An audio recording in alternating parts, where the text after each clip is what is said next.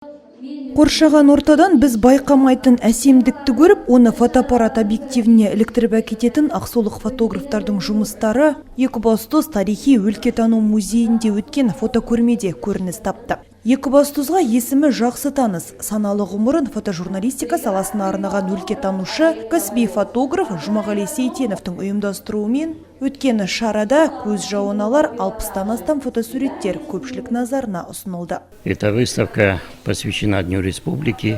Бұл шара бастапқыда республика күніне орайластырылған. Оған қоса 1961 жылы 23 қазанда Ақсуға қала дәрежесі берілді.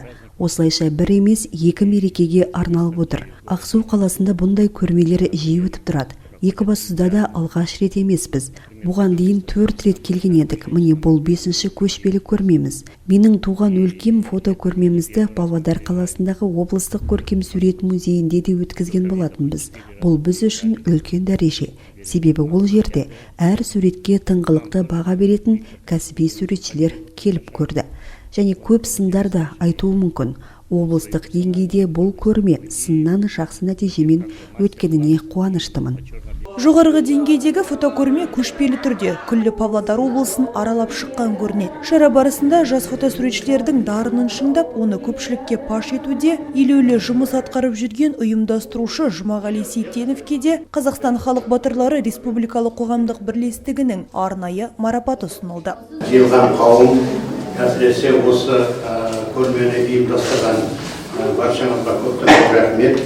Мен ең алдымен баршаңызды осы күнмен құттықтағым келеді. Алда келетін республика күні мейрамы баршаңызға құтты болсын.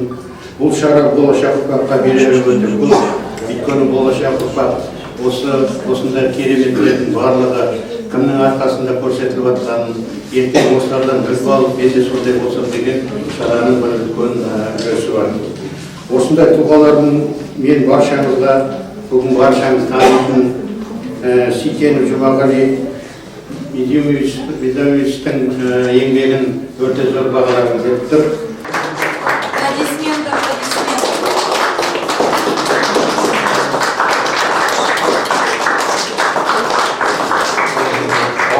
Егеменді ең жолы, Бауыржан Момышұлы. Шара барысында көрменің басты жұлдыздары, сурет иелері, шынайы дарындар Светлана Калюжная, Олег Ковалев және Лаура Аманбаева, Елена Петровналар да арнайы келіп, халық арасынан табылды. Келушілердің көңілін көтеретін әуезді әндер де айтылды. Фотосуреттердің қыр-сырына үңілгіңіз келсе, қараша айына дейін жалғасатын көшпелі көрмеден қапы қалмаңыз.